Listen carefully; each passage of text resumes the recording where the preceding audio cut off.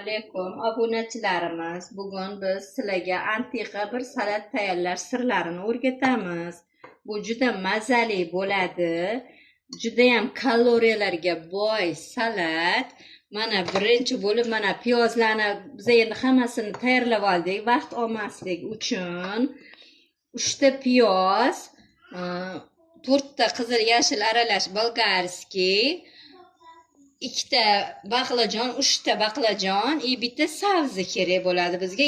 Tabga ko'ra bodring, pomidorlarni hozir ozgina to'g'rab turdik. Bu oxirida qo'shilish jarayoni. Keyin bizga kerak bo'ladi ukrop, kashnich. Mana bunaqa ukrop, kashnishlar, ko'k piyoz bo'lsa qo'shiladi. Shularni qo'shamiz. Mana hozir biz halqasimon qilib olgan mana piyozlarimizni qovurish jarayonini sizlarga ko'rsatamiz.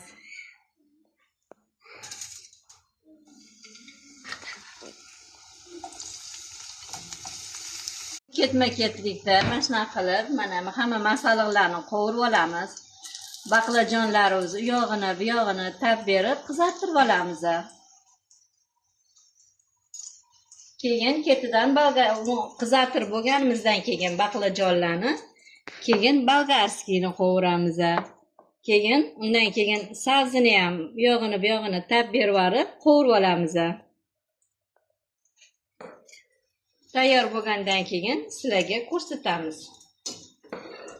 Bolgarskiylarimizni solib, ularni ham sekinasa yog'ini qizartirib tab berib olamiz.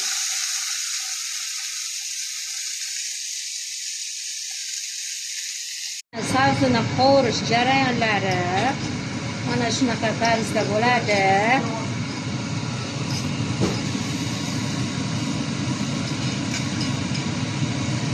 Bunaqa juda ham ko'p qovurib yormaymiz.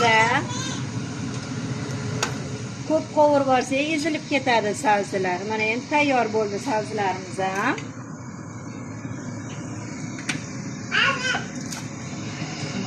Sabzilarimiz tayyor bo'ldi. Endi hammasini aralashtiramiz.